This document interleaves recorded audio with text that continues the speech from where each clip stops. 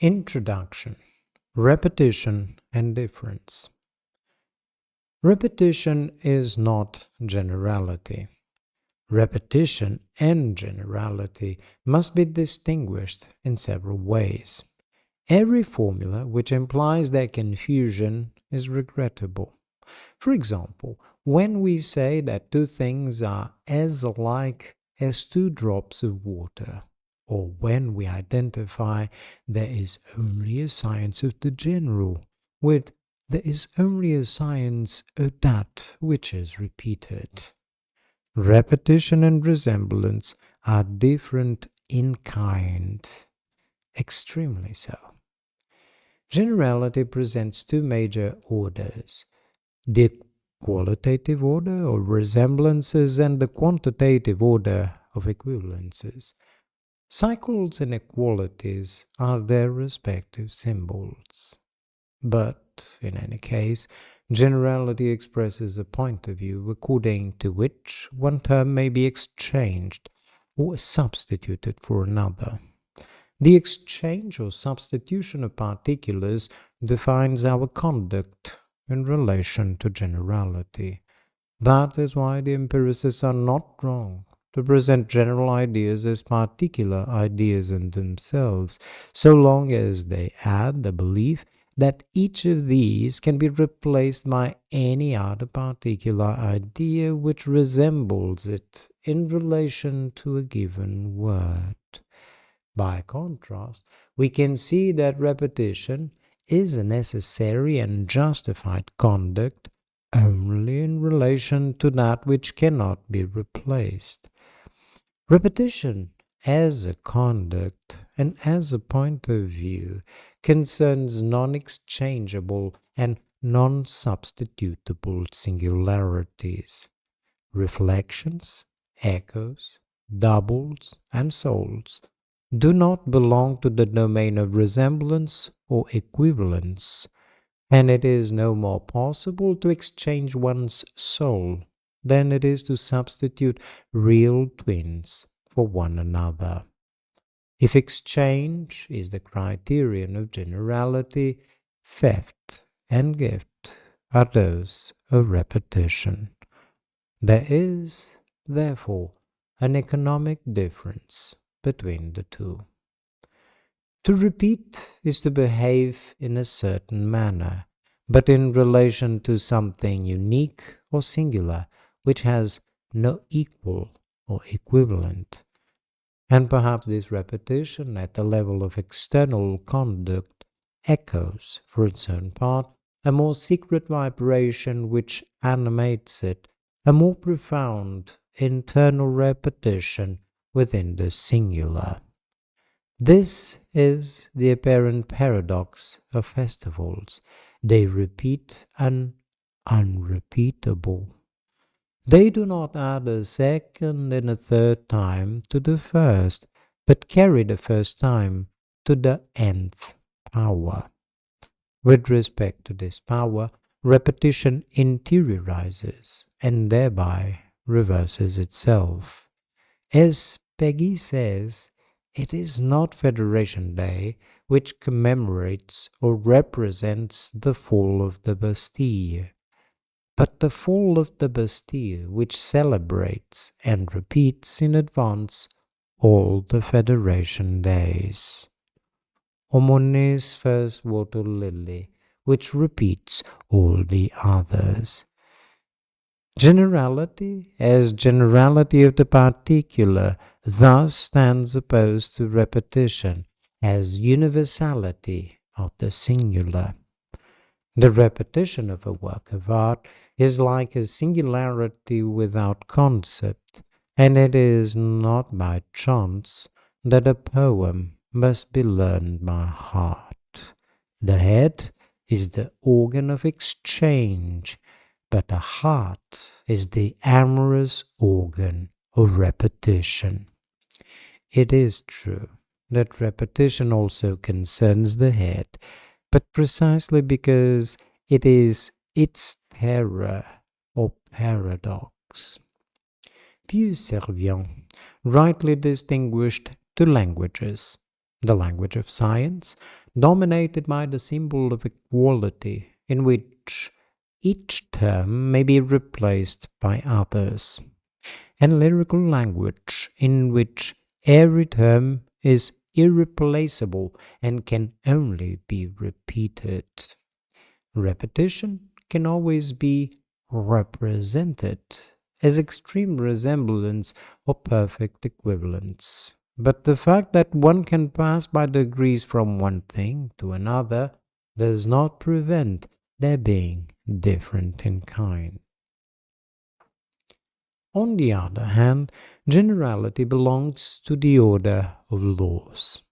However, law determines only the resemblance of the subjects ruled by it, along with their equivalence to terms which it designates. Far from grounding repetition, law shows, rather, how repetition would remain impossible for pure subjects of law, particulars. It condemns them to change as an empty form of difference and in an invariable form of variation. A law compels its subjects to illustrate it only at the cost of their own change. No doubt there are as many constants as variables among the terms designated by laws, and as many permanences and perseverations as there are fluxes and variations in nature. However, a perseveration is still not a repetition.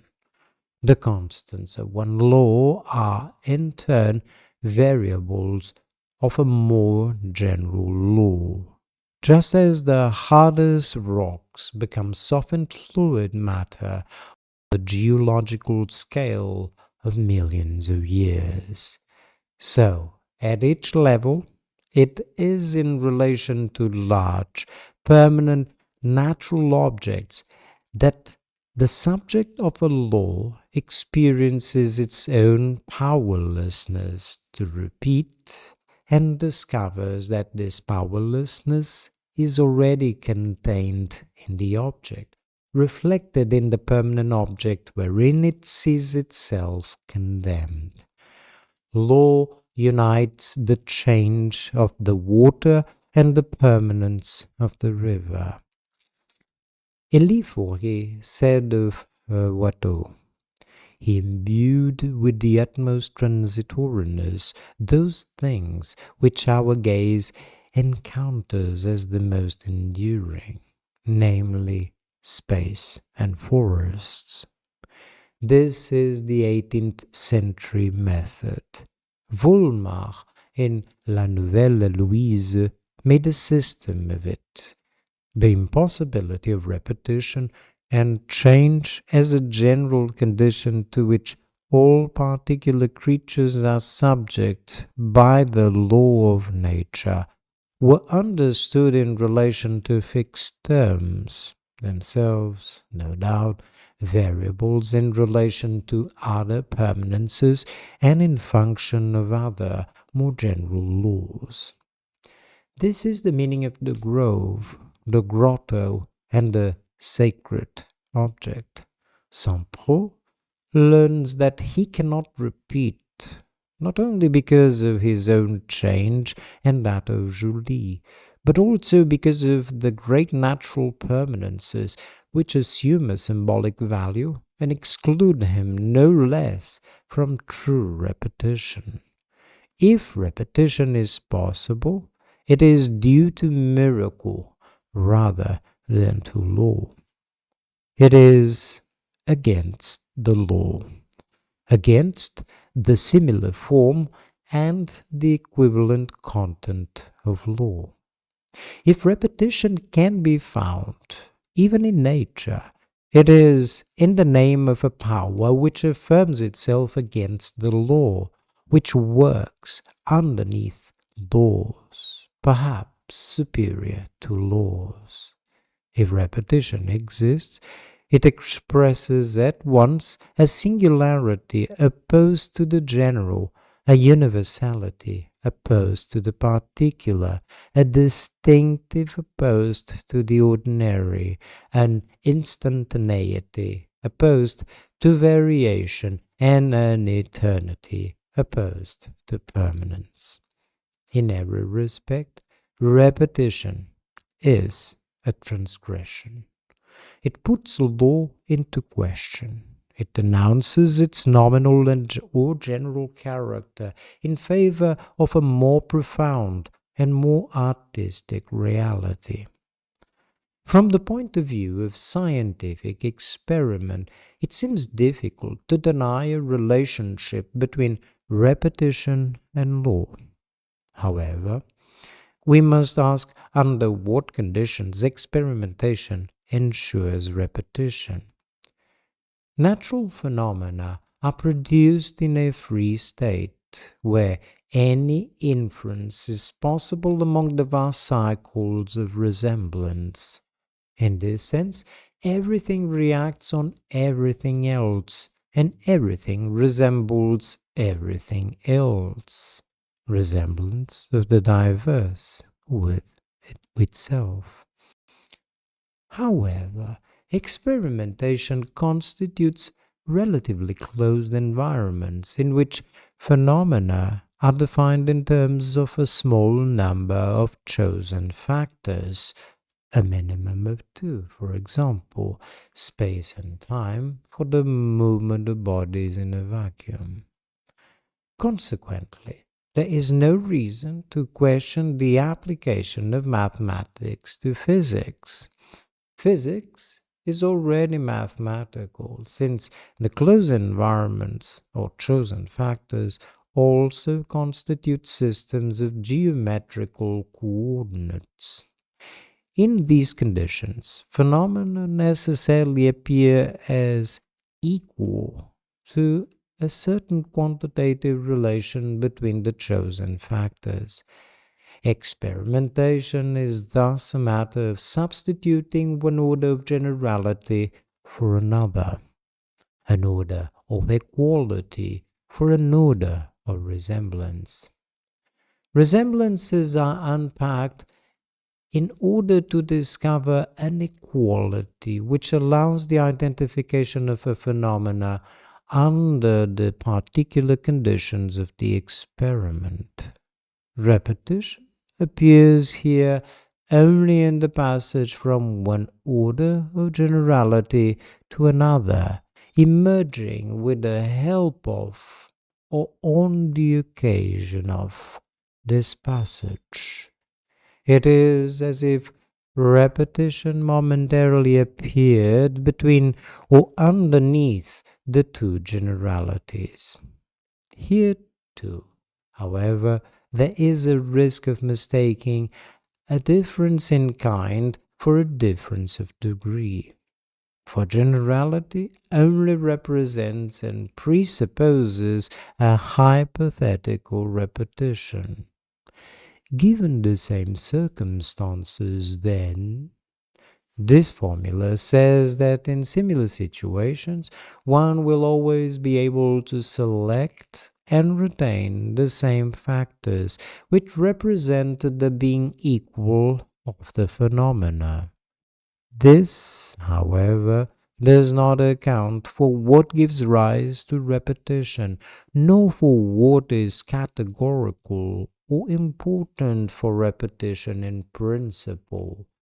What is important in principle is n times as the power of a single time, without the need to pass through a second or third time. In its essence, repetition refers to a singular power which differs in kind from generality, even when, in order to appear, it takes advantage of the artificial passage from one order of generality to another. Expecting repetition from the law of nature is the Stoic error. The wise must be converted into the virtuous. The dream of finding a law which would make repetition possible passes over to the moral sphere. There is always a task to recommence, a fidelity to be revived within a daily life, indistinguishable from the reaffirmation of duty. Buchner makes Danton say, "It is so wearisome. First you put on your shirt, then your trousers, then you drag yourself into bed at night, and in the morning drag yourself out again. And always you put one foot in front of the other. There is little hope that it will ever change. Millions have always done it like that, and millions more will do so after us. Moreover, since we're made up of two halves which both do the same thing, everything's done twice. It's all very boring and very, very sad. However, what good is moral law if it does not sanctify reiteration? Above all, if it does not make reiteration possible and give us a legislative power from which we are excluded by the law of nature. Moralists sometimes present the categories of good and evil in the following manner. Every time we try to repeat, according to nature or as natural beings, repetition of a pleasure, of a past, of a passion, we throw ourselves into a demonic and already damned exercise which can end only in despair or boredom. The good, by contrast, holds out the possibility of repetition, of successful repetition, and of the spirituality of repetition, because it depends not upon a law of nature, but on a law of duty, of which, as moral beings, we cannot be subjects without also being legislators. What is Kant's highest test, if not a criterion, which should decide what can, in principle, be reproduced? In other words, what can be repeated without contradiction in the form of moral law? The man of duty invented a test of repetition. He decided what in principle could be repeated. He thought he had thereby defeated both the demonic and the wearisome. Moreover, as an echo of Danton's concerns, or as a response to them, is there not a moralism in that repetition apparatus described with such precision by Kant's biographers, right down to the astonished garters that he made for himself, and the regularity of his daily promenades, in the sense that neglecting one's toilet and missing exercise are among those conducts whose maxim cannot, without contradiction, be regarded as a universal law, nor, therefore, be the object of rightful repetition. Conscience, however, suffers from the following ambiguity. It can be conceived only by supposing the moral law to be external, superior, and indifferent to the natural law. But the application of the moral law can be conceived only by restoring to conscience itself the image and the model of the law of nature. As a result, the moral law, far from giving us true repetition, still leaves us in generality. This time, the generality is not that of nature, but that of habit as a second nature. It is useless to point to the existence of immoral or bad habits. It is the form of habit, or, as Bergson used to say, the habit of acquiring habits, the whole of obligation, which is essentially moral or has the form of the good. Furthermore, in this whole or generality of habit, we again find the two major orders, that of resemblance in the variable conformity of the elements of action with a given model, insofar as the habit has not been acquired, and that of equivalence with the equality of the elements of action in different situations once the habit has been acquired. As a result, habit never gives rise to true repetition. Sometimes the action changes and is perfected while the intention remains constant. Sometimes the action remains the same in different contexts and with different intentions. There again, if repetition is possible, it would appear only between or beneath the two generalities of perfection and integration, testifying to the presence of a quite different power, at the risk of overturning these two generalities. If repetition is possible, it is as much opposed to moral law as it is to natural law. There are two known ways to overturn moral law.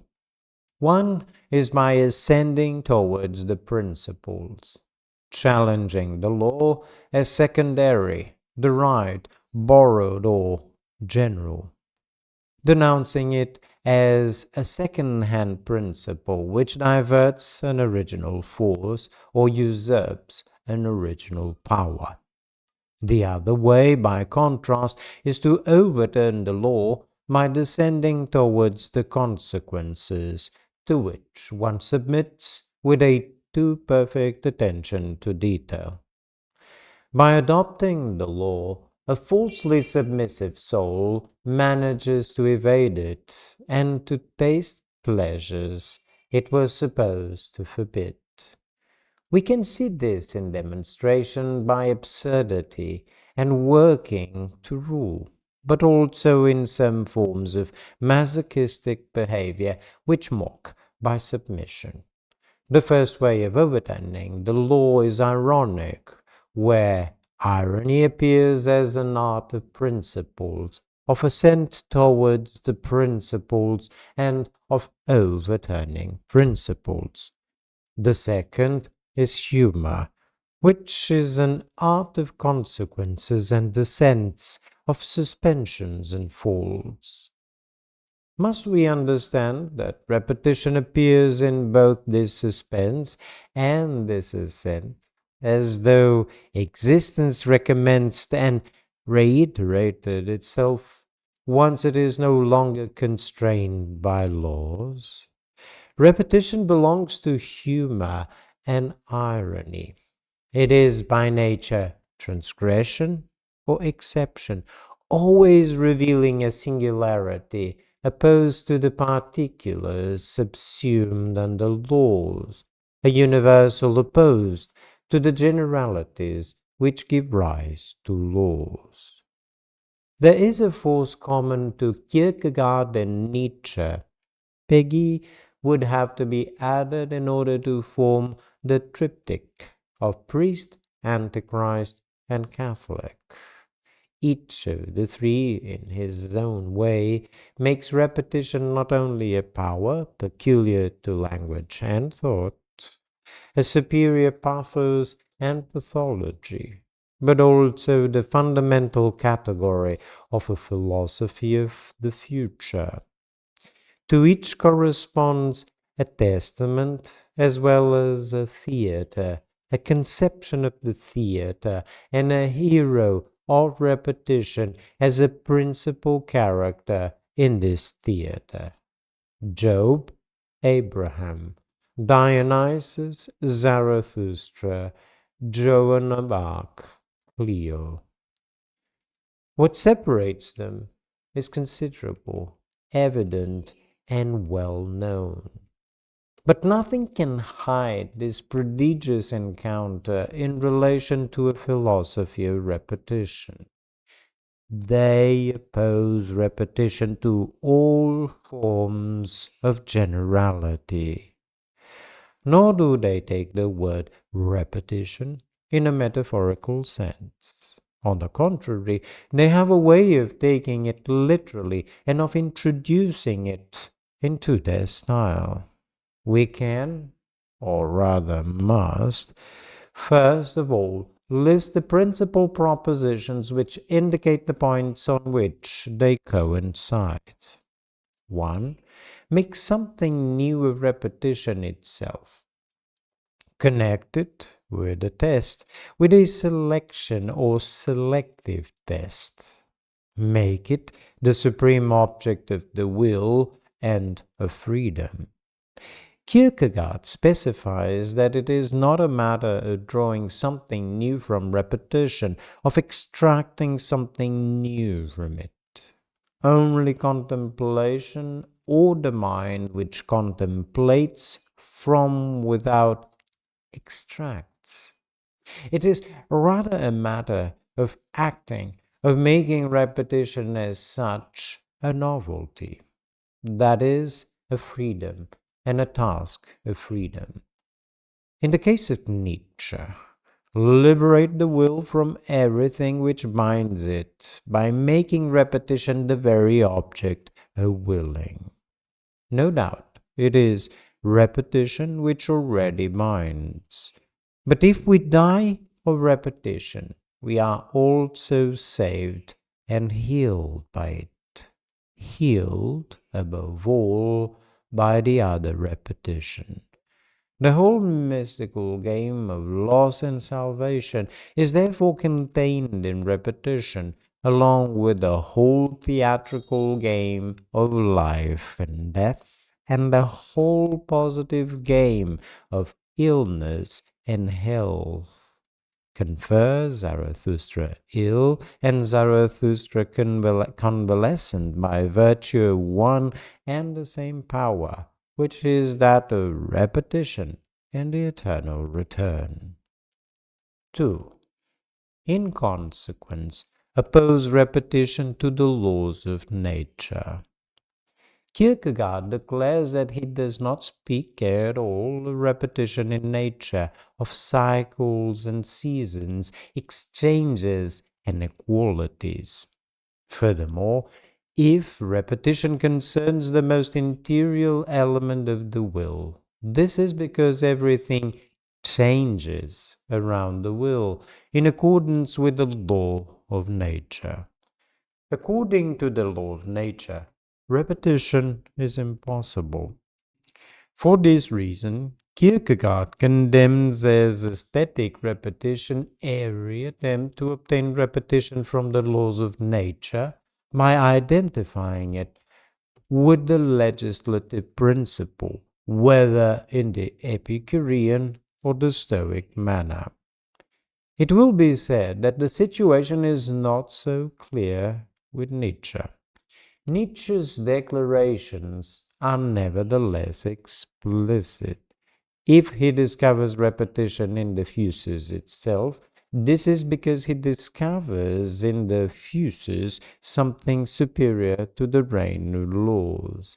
A will willing itself through all change, a power opposed to law, an interior of the earth opposed to the laws of its surface. Nietzsche opposes his hypothesis to the cyclical hypothesis. He conceives of repetition in the eternal return as being, but he opposes this being to every legal form, to the being similar as much as to the being equal. How could the thinker who goes furthest in criticizing the notion of law reintroduce eternal return as a law of nature?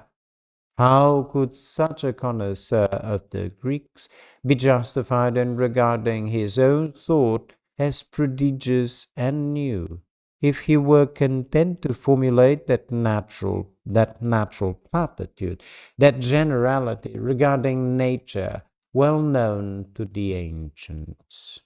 On two occasions, Zarathustra corrects erroneous interpretations of the eternal return, with anger directed at his demon. Spirit of gravity, do not treat this too lightly. With kindness directed at his animals, O buffoons and barrel organs, you have already made a refrain out of it. The refrain is the eternal return as cycle or circulation, as being similar and being equal.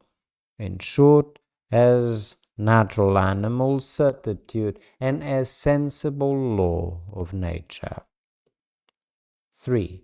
Oppose repetition to moral law, to the point where it becomes the suspension of ethics, a thought beyond good and evil.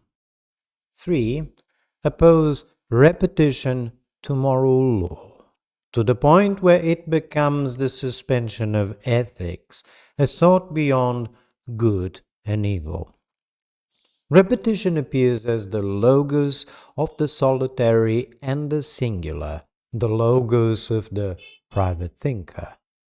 Both Kierkegaard and Nietzsche developed the opposition between the private thinker, the thinker comet, and the bearer of repetition, and the public professor and doctor of law, whose second-hand discourse proceeds by mediation and finds its moralizing source in the generality of concepts.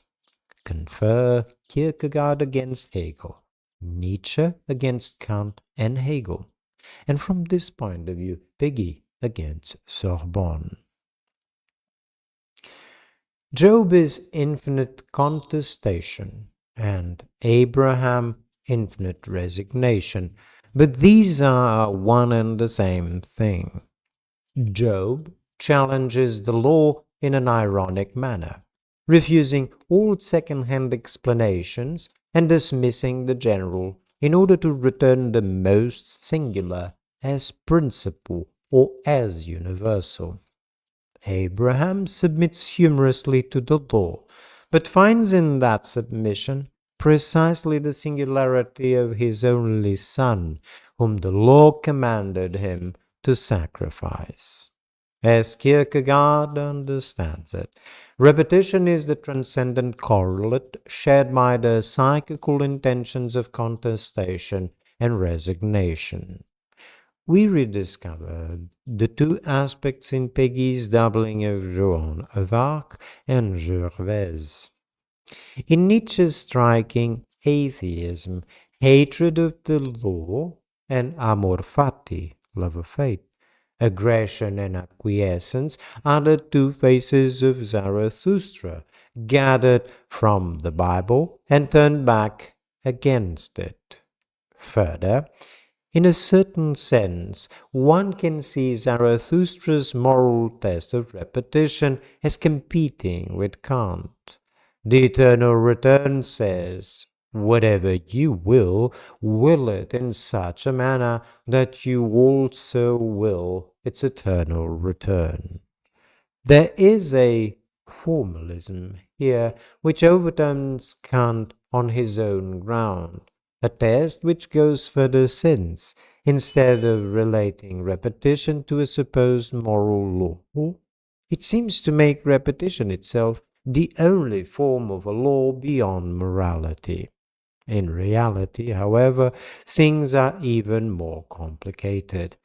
The form of repetition in the eternal return is the brutal form of the immediate, that of the universal and the singular reunited, which dethrones every general law, dissolves the mediations, and annihilates the particulars subjected to the law. Just as irony and black humor are combined in Zarathustra, so there is a within the law and a beyond the law, united in the eternal return. 4. Repetition not only to the generalities of habit, but also to the particularities of memory. For it is, perhaps, habit which manages to draw something new from a repetition contemplated from without.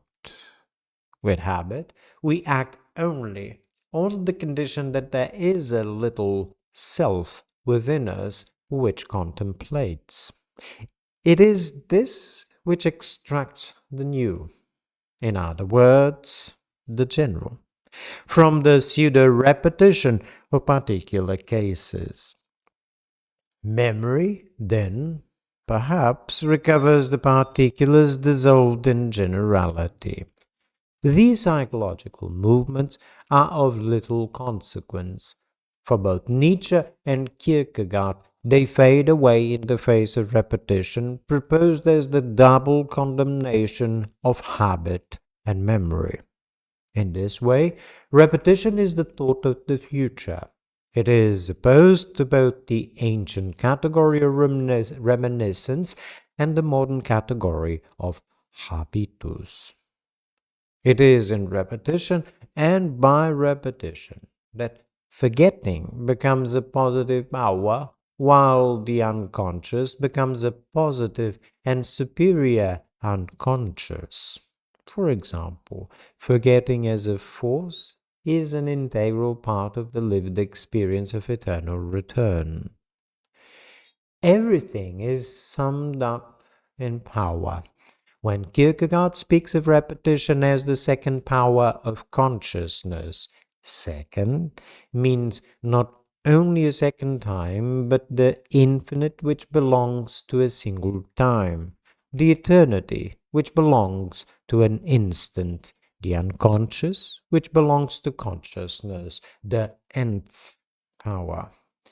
And when Nietzsche presents the eternal return as the immediate expression of the will to power does not at all mean to want power, but, on the contrary, whatever you will, carry it to the nth power. In other words, separate out the superior form by virtue of the selective operation of thought in the eternal return, by virtue of the singularity of repetition in the eternal return itself. Here, in the superior form of everything that is, we find the immediate identity of the eternal return and the overman. We are not suggesting any resemblance whatsoever between Nietzsche's Dionysus and Kierkegaard's God. On the contrary, we believe that the difference is unsurmountable.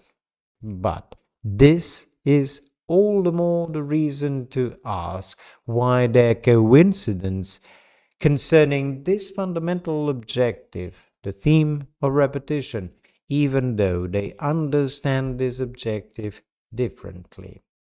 We are not suggesting any resemblance whatsoever between Nietzsche's Dionysus and Kierkegaard's God. On the contrary, we believe that the difference is insurmountable. But this is all the more reason to ask, why their coincidence concerning this fundamental objective, the theme of repetition, even though they understand this objective differently? Kierkegaard and Nietzsche are among those who bring to philosophy new means of expression. In relation to them, we speak readily of an overcoming of philosophy. Furthermore, in all their work, movement is at issue. Their objection to Hegel is that he does not go beyond false movement. In other words, the abstract logical movement of mediation. They want to put metaphysics in motion, in action. They want to make it act and make it carry out immediate acts. It is not enough, therefore, for them to propose a new representation of movement. Representation is already mediation. Rather, it is a question of producing within the work a movement capable of affecting the mind outside of all representation. It is a question of making movement itself a work without interposition, of submitting direct signs for mediate representations, of inventing vibrations, rotations, whirlings, gravitations, dances, or leaps which directly touch the mind. This is the idea of a man of the theatre, the idea of a director before his time. In this sense, something completely new begins with Kierkegaard and Nietzsche. They no longer reflect on the theatre in the Hegelian manner. Neither do they set up a philosophical theatre. They invent an incredible equivalent of theatre within philosophy, thereby founding simultaneously this theatre of the future and a new philosophy. It will be said that, at least from the point of view of theatre, there was no production. Neither the profession of priest and Copenhagen around 1840, nor the break with Wagner and Bayreuth was a favorable condition. One thing, however, is certain. When Kierkegaard speaks of ancient theatre and modern drama, the environment has already changed. We are no longer in the element of reflection. We find here a thinker who lives the problem of masks, who experiences the inner emptiness of masks and seeks to fill it, to complete it, albeit with the absolutely different. That is, my putting into it all the difference between the finite and the infinite, thereby creating the idea of a theatre of humor and of faith. When Kierkegaard explains that the knight of faith so resembles a bourgeois in his Sunday best as to be capable of being mistaken for one, this philosophical instruction must be taken as the remark of a director showing how the knight of faith should be played. And when he comments on Job or Abraham, when he imagines the variations of Agnes and the Triton, he rewrites the tale in a manner which is clearly that of a scenario. Mozart's music resonates even in Abraham and Job. It is a matter of leaping to the tune of this music. I look only at movements is the language of a director who poses the highest theatrical problem, the problem of a movement which would directly touch the soul, which would be that of the soul. Even more so with Nietzsche. The Birth of Tragedy is not a reflection on ancient theatre so much as the practical foundation of a theatre of the future, the opening up of a path along which Nietzsche still thinks it possible to push Wagner. The break with Wagner is not a matter of theory, nor of music.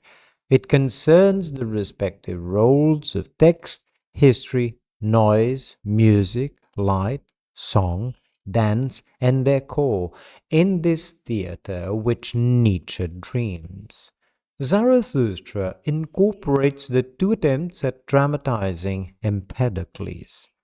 Moreover, if Bizet is better than Wagner, it is from the point of view of theatre and for Zarathustra's dances. Nietzsche's reproach to Wagner is that he inverted and distorted movement, giving us a nautical theatre in which we must paddle and swim rather than one in which we can walk and dance.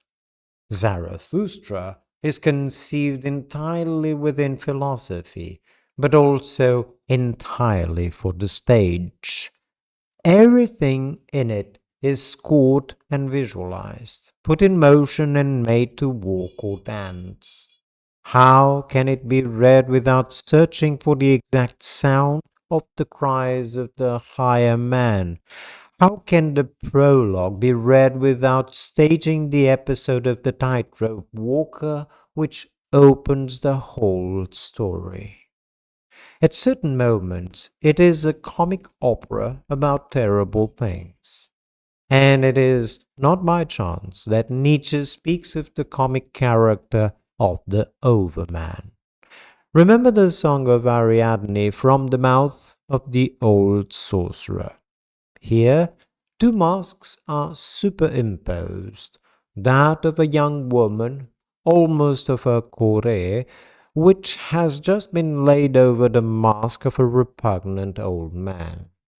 The actor must play the role of an old man playing the role of the Corée. Here too, for Nietzsche, it is a matter of feeling the inner emptiness of the mask within a theatrical space.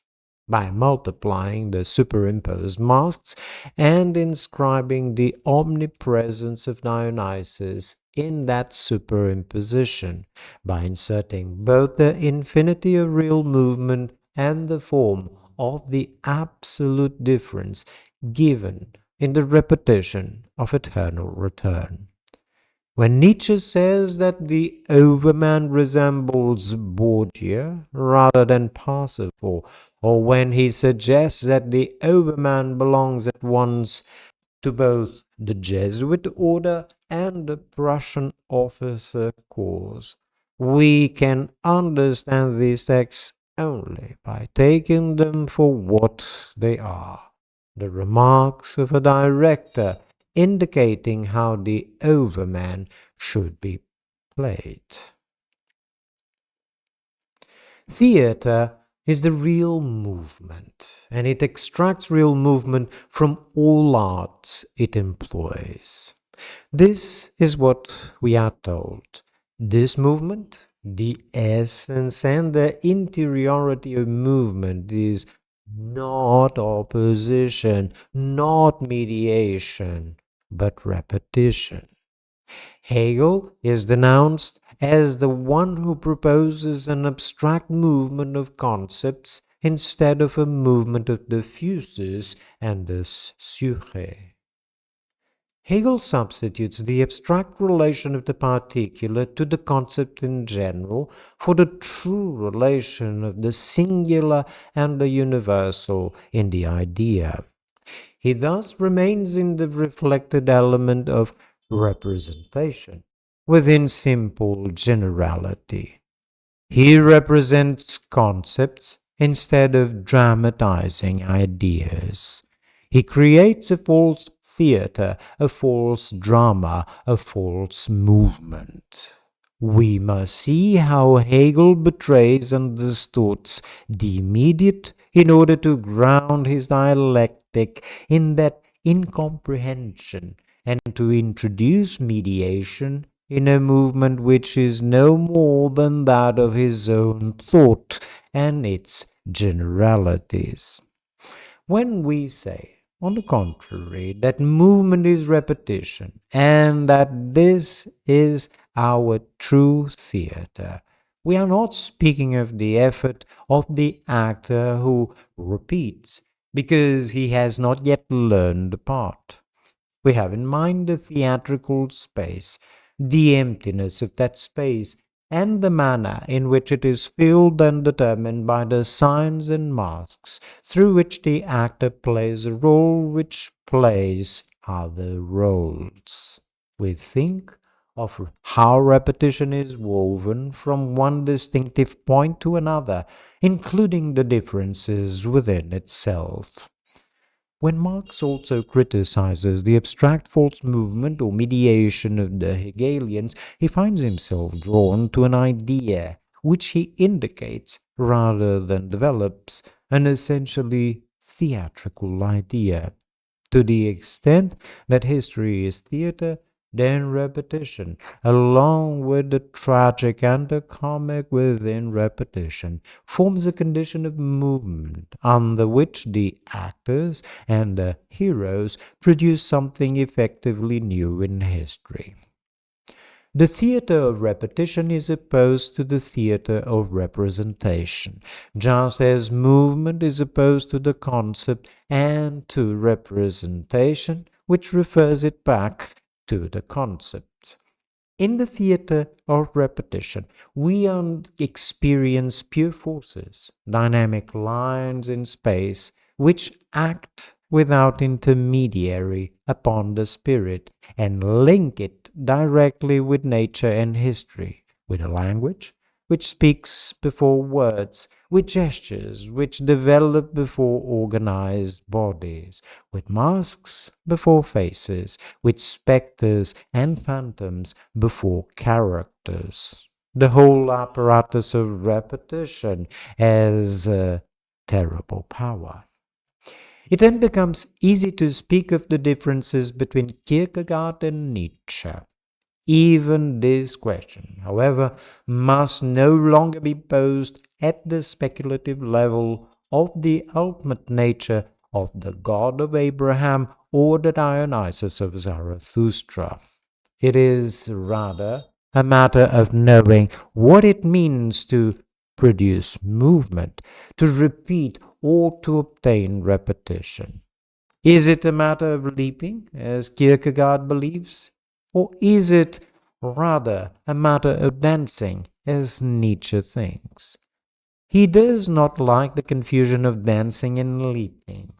Only Zarathustra's ape, his demon, his dwarf, his buffoon leaps. Kierkegaard offers us a theater of faith. He opposes spiritual movement, the movement of faith, to logical movement. He can thus invite us to go beyond all the static repetition, beyond irony and even humor, all the while painfully aware that he offers us only the aesthetic, ironic, and humoristic image of such a going beyond. With Nietzsche, it is a theater of unbelief, of movement as fuses, already a theater of cruelty. Here, humor and irony are indispensable and fundamental operations of nature. And what would eternal return be if we forgot that it is a vertiginous movement endowed with a force, not one which causes the return of the same in general, but one which selects, one which expels as well as creates, destroys as well as produces? Nietzsche's leading idea is to ground the repetition in eternal return on both the death of God and the dissolution of the self. However, it is a quite different alliance in the theater of faith. Kierkegaard dreams of an alliance between a God and a self rediscovered. All sorts of differences follow. Is the movement in the sphere of the mind, or in the entrails of the earth which knows neither God nor self? Where will it be better protected against generalities, against mediations? Is repetition supernatural, to the extent that it is over and above the laws of nature? Or is it rather the most natural will of nature in itself and willing itself as fuses, because nature is by itself superior to its own kingdoms and its own laws?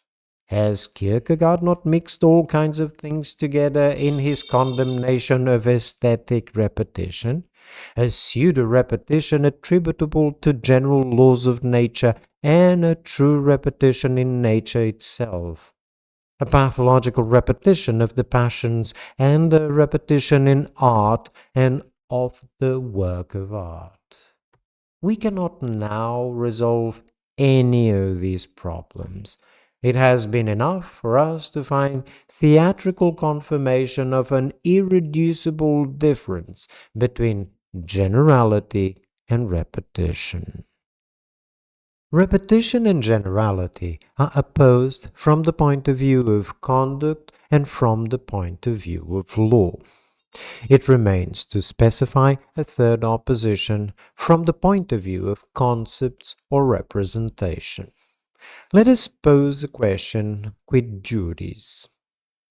A concept may be in principle the concept of a particular existing thing, thus having an infinite comprehension. Infinite comprehension is the correlate of an extension equals 1. It is very important that this infinity of comprehension be supposed actual, not virtual, or simply indefinite. It is on this condition that predicates, in the form of moments of concepts, are preserved and have an effect on the subject to which they are attributed. Infinite comprehension thus makes possible remembering and recognition, memory and self-consciousness, even when these two faculties are not themselves infinite. The relation of a concept to its object under this double aspect, in the form that it assumes in this memory and this self-consciousness, is called representation. From this may be drawn the principles of a vulgarized Leibnizianism. According to a principle of difference, every determination is conceptual in the last instance, or actually belongs to the comprehension of a concept. According to a principle of sufficient reason, there is always one concept per particular thing. According to the reciprocal principle of the identity of indiscernibles, there is one and only one thing per concept. Together, these principles expound a theory of difference as conceptual difference, or develop the account of representation as mediation. However, a concept can always be blocked at the level of each of its determinations or each of the predicates that it includes. Insofar as it serves as a determination, a predicate must remain fixed in the concept while becoming something else in the thing. Animal becomes something other in man and in horse. Humanity something other in Peter and in Paul. This is why the comprehension of the concept is infinite. Having become other in the thing, the predicate is like the object of another predicate in the concept.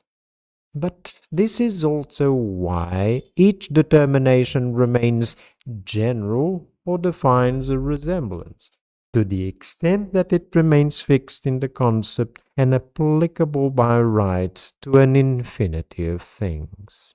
Here, the concept is thus constituted in such a fashion that, in its real use, its comprehension extends to infinity, but in its logical use, this comprehension is always liable to an artificial blockage.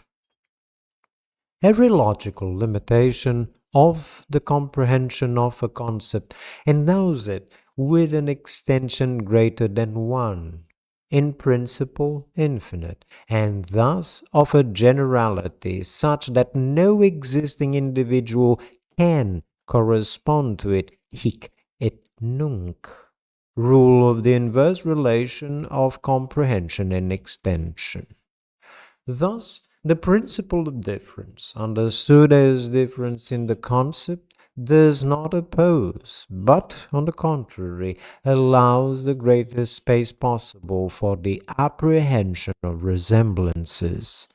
Even from the point of view of conundrums, the question, what difference is there, may always be transformed into what resemblance is there. But above all, in classification, the determination of species implies and supposes a continual evaluation of resemblances. Undoubtedly, resemblance is not a partial identity, but that is only because the predicate in the concept is not, by virtue of its becoming other in the thing, a part of that thing. We wish to indicate the difference between this type of artificial blockage and a quite different type, which must be called a natural blockage of the concept. One refers to the logic pure and simple, but the other refers to a transcendental logic or a dialectic of existence. Let us suppose that a concept, taken at a particular moment when its comprehension is finite, is forcibly assigned a place in space and time. That is, an existence corresponding normally to the extension equal 1. We would say then that a genus or species passes into existence hic nunc, without any augmentation of comprehension. There is a rip between that extension equal 1 imposed upon the concept and the extension equal infinite that its weak comprehension demands in principle. The result will be a discrete extension, that is, a pullulation of individuals absolutely identical in respect of their concept and participating in the same singularity in existence. The paradox of doubles or twins. This phenomenon of discrete extension implies a natural blockage of the concept, different in kind from a logical blockage. It forms a true repetition in existence rather than an order or resemblance in thought. There is a significant difference between generality, which always designates a logical power of concepts, and repetition, which testifies to their powerlessness or their real limits.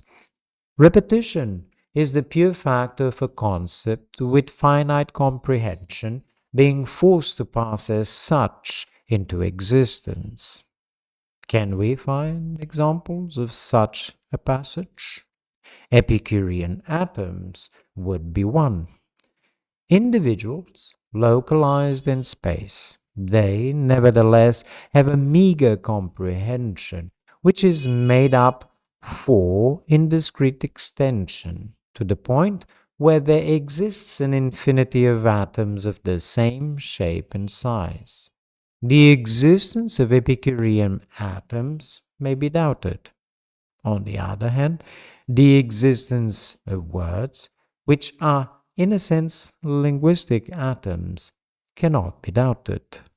Words possess a comprehension which is necessarily finite, since they are by nature the objects of a merely nominal definition.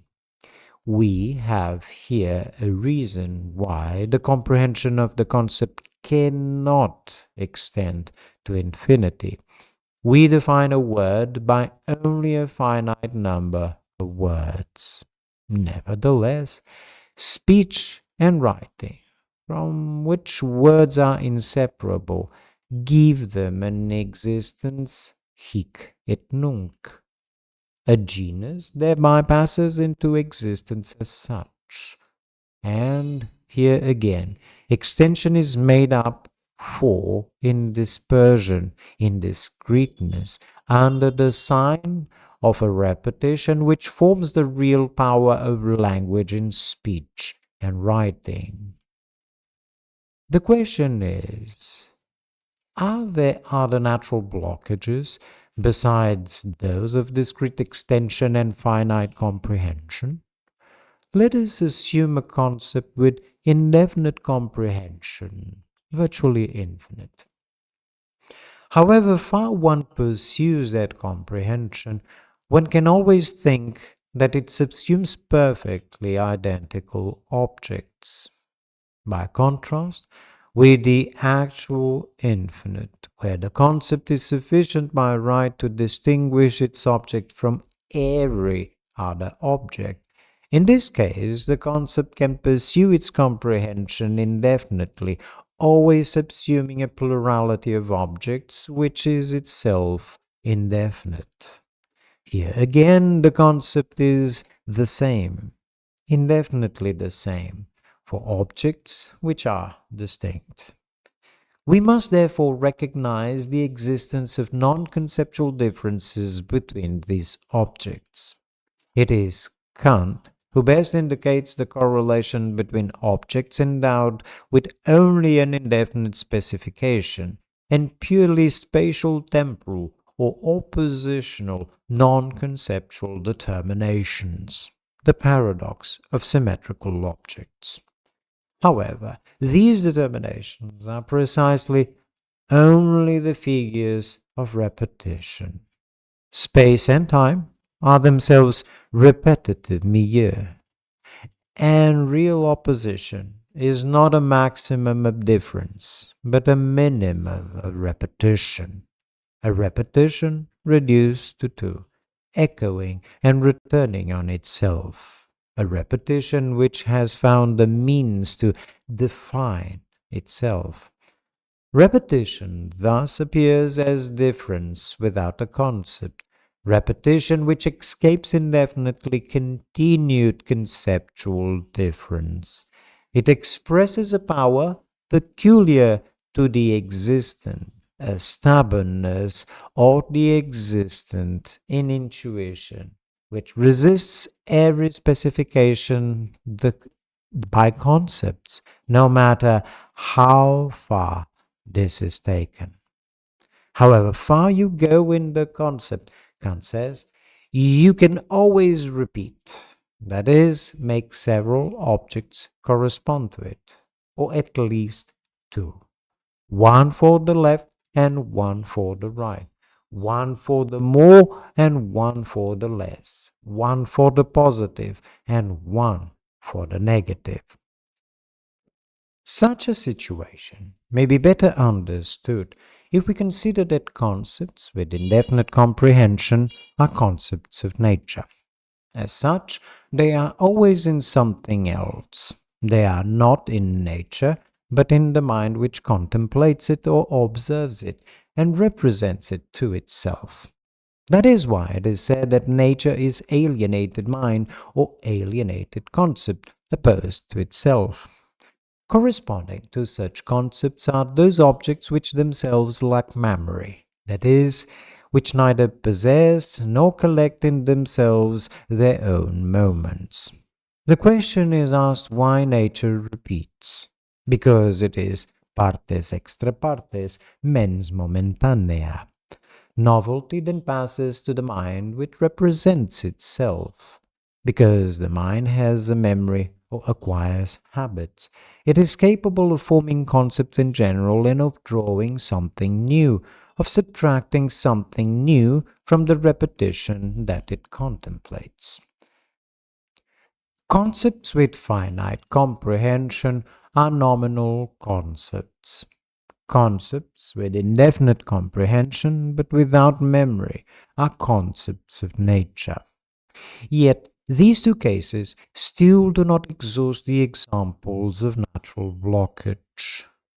Take an individual notion or a particular representation with infinite comprehension, endowed with memory, but lacking self-consciousness.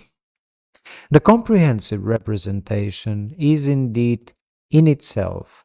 The memory is there, embracing all the particularity of an act, a scene, an event, or a being. What is missing, however, for a determinate natural reason, is the for itself of consciousness or recognition. What is missing in the memory is remembrance, or rather, the working through of memory. Consciousness establishes between the I and the representation a relation much more profound than that which appears in the expression I have a representation. It relates the representation to the I as if to a free faculty which does not allow itself to be confined within any one of its products, before which each product is already thought and recognized as past, the occasion for a determinate change in inner meaning. When the consciousness of knowledge or the working through of memory is missing, the knowledge in itself is only the repetition of its object. It is played, that is to say, repeated, enacted, instead of being known. Repetition here appears as the unconscious of the free concept, of knowledge or of memory, the unconscious of representation. It fell to Freud to assign the natural reason for such a blockage, repression or resistance, which makes repetition itself a veritable constraint, a compulsion. Here, then, is a third case of blockage, one which concerns, this time, the concepts of freedom. Here, too, from the standpoint of a certain Freudianism, we can discover the principle of an inverse relation between repetition and consciousness, repetition and remembering, repetition and recognition. The paradox of the burials or buried objects. The less one remembers, the less one is conscious of rememberings one has. The more one repeats it, remember and work through the memory in order not to repeat it. Self-consciousness in recognition appears as the faculty of the future or the function of the future, the function of the new. Is it not true that the only dead who return are those whom one has buried too quickly and too deeply, without paying them the necessary respects, and that remorse testifies less to an excessive memory than to a powerlessness or to a failure in the working through of a memory? There is a tragic and a comic repetition. Indeed, repetition always appears twice, once in the tragic destiny and once in the comic aspect. In the theatre, the hero repeats precisely because he is separated from an essential, infinite knowledge. This knowledge is in him. It is immersed in him and acts in him, but acts like something hidden, like a blocked representation. The difference between the comic and the tragic pertains to two elements. First, the nature of the repressed knowledge. In the one case, immediate natural knowledge, a simple given of common sense. In the other, terrible esoteric knowledge. Second, as a result, the manner in which the character is excluded from this knowledge, the manner in which he does not know that he knows. In general, the practical problem consists in this. This unknown knowledge must be represented as bathing the whole scene, impregnating all the elements of the play, and comprising in itself all the powers of mind and nature. But at the same time, the hero cannot represent it to himself. On the contrary, he must enact it, play it, and repeat it until the acute moment that Aristotle called recognition. At this point, repetition and representation confront one another and merge, without, however, confusing their two levels, the one reflecting itself in and being sustained by the other, the knowledge as it is represented on stage and as repeated by the actor, then being recognized as the same. The discrete, the alienated and the repressed, are the three cases of natural blockage, corresponding respectively to nominal concepts, concepts of nature and concepts of freedom. In all these cases, however, conceptual identity or sameness of representation is invoked to account for repetition. Repetition is attributed to elements which are really distinct but nevertheless share strictly the same concept. Repetition thus appears as a difference, but a difference absolutely without concept. In this sense, an indifferent difference. The words really, strictly, absolutely are supposed to refer to the phenomenon of natural blockage, in opposition to the logical blockage which only determines a generality. However, an important drawback compromises this whole endeavor. As long as we invoke absolute conceptual identity for distinct objects, we suggest a purely negative explanation, an explanation by default. The fact that this default should be grounded in the nature of concepts or representations themselves changes nothing. In the first case, repetition occurs because nominal concepts naturally possess a finite comprehension. In the second case, repetition occurs because concepts of nature are naturally devoid of memory, alienated and outside themselves. In the third case, because the concept of freedom remains unconscious, while memories and representations remain repressed. In all these cases, that which repeats does so only by dint of not comprehending, not remembering, not knowing, or not being conscious. Throughout, the inadequacy of concepts and of their representative concomitants, memory and self-consciousness, remembrance and recognition, is supposed to account for repetition. Such is therefore the default of every argument grounded in the form of identity in the concept. This argument gives us only a nominal definition and a negative explanation of repetition. No doubt, the formal identity, which corresponds to simple logical blockage, may be opposed to real identity, the same as this appears in natural blockage. But natural blockage itself requires a positive supraconceptual force capable of explaining it and of thereby explaining repetition. Let us return to the example of psychoanalysis. We repeat because we repress. Freud was never satisfied with such a negative schema, in which repetition is explained by amnesia. It is true that, from the beginning, repression was considered a positive power.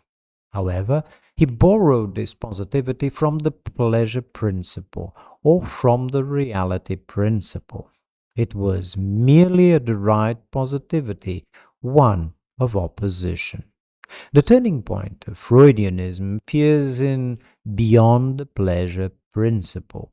The death instinct is discovered not in connection with the destructive tendencies, not in connection with aggressivity, but as a result of a direct consideration of repetition phenomena.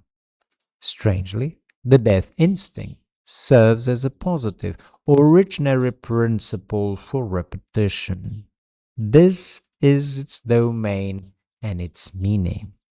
It plays the role of a transcendental principle, whereas the pleasure principle is only psychological. For this reason, it is above all silent, not given in experience, whereas the pleasure principle is noisy.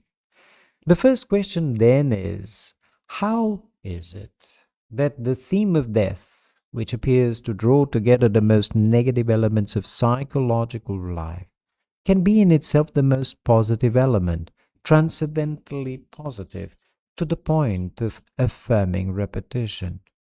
How can it be related to a primordial instinct?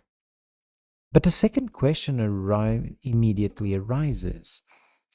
Under what form is repetition affirmed and prescribed by the death instinct? Ultimately, it is a question of the relation between repetition and disguises.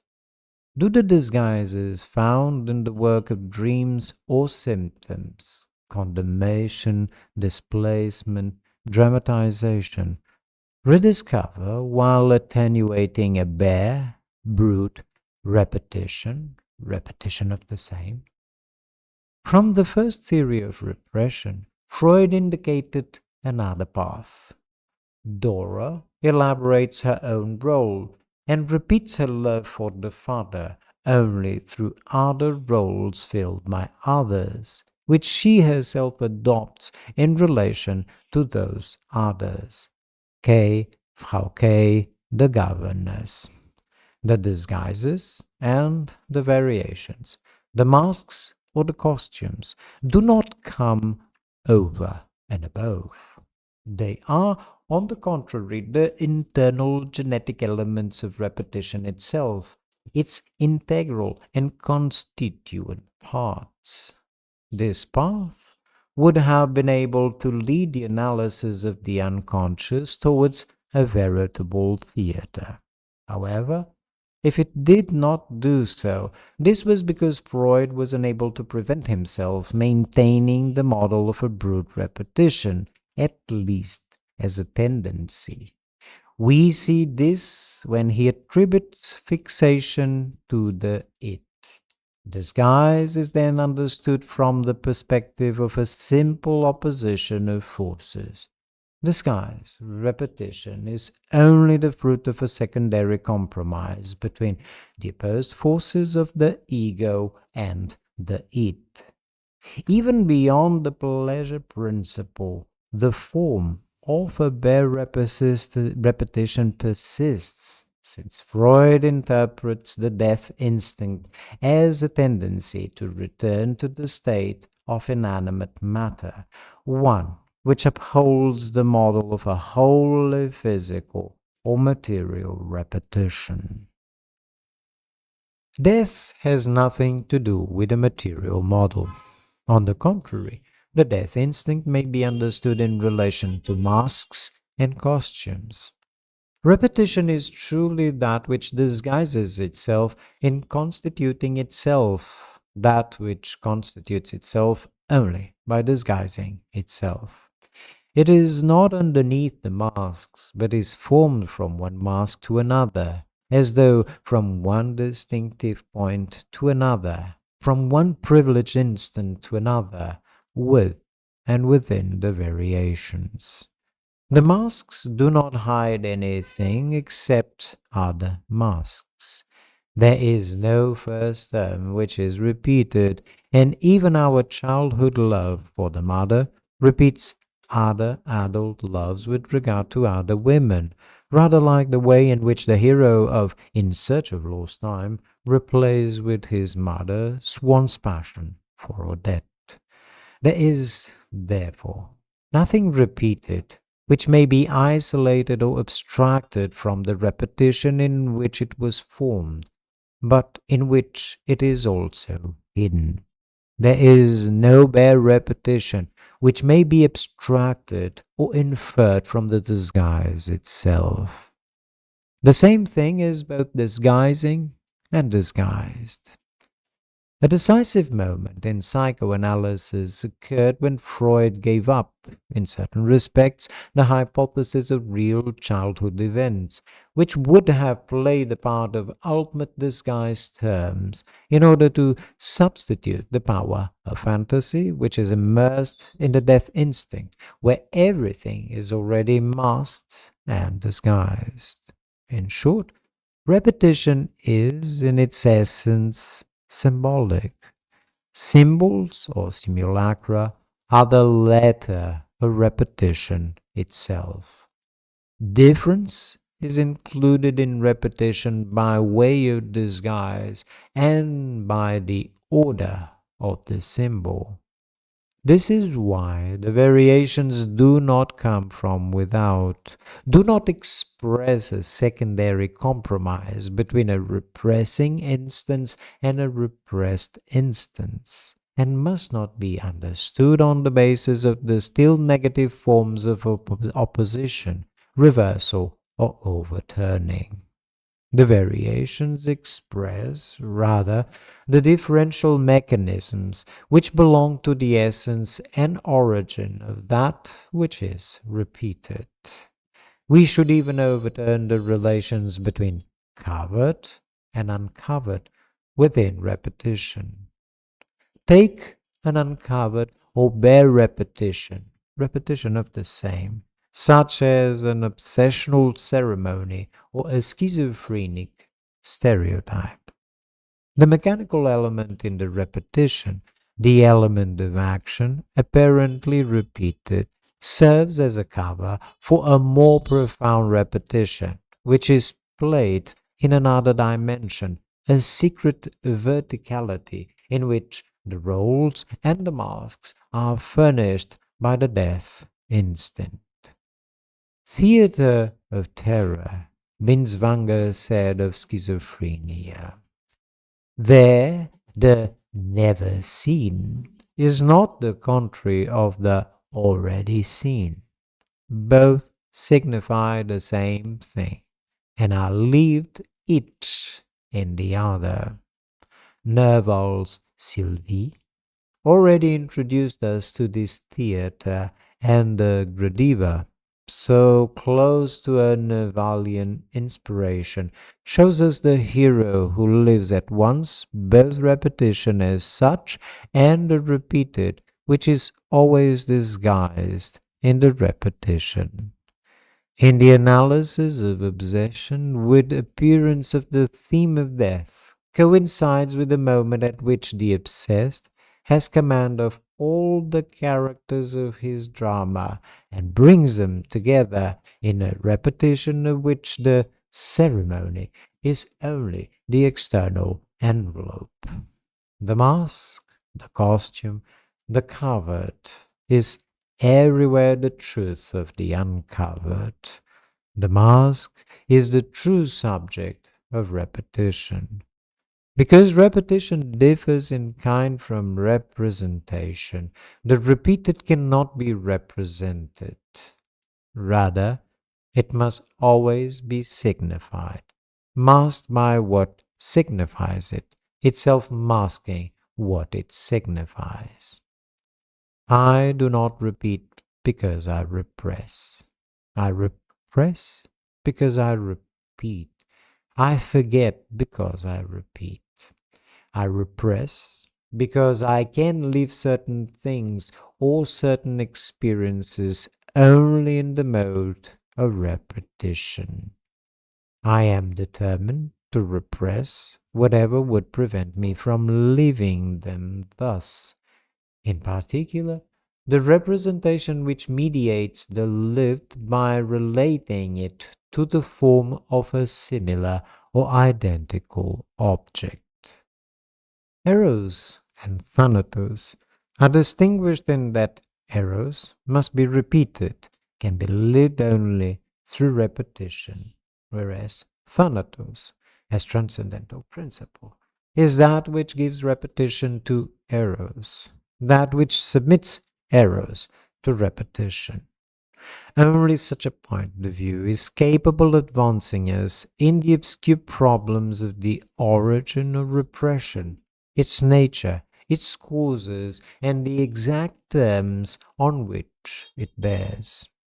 For when Freud shows, beyond repression, properly speaking, which bears upon representations, the necessity of supposing a primary repression which concerns first and foremost pure presentations, or the manner in which the drives are necessarily lived, we believe that he comes closest to a positive internal principle of repetition. This later appears to him determinable in the form of the death instinct, and it is this which, far from being explained by it, must explain the blockage of representation in repression, properly speaking. This is why the law of an inverse relation between repetition and remembering is in every respect hardly satisfactory, insofar as it makes repetition depend upon repression. Freud noted from the beginning that in order to stop repeating it was not enough to remember in the abstract without effect, nor to form a concept in general, nor even to represent the repressed event in all its particularity.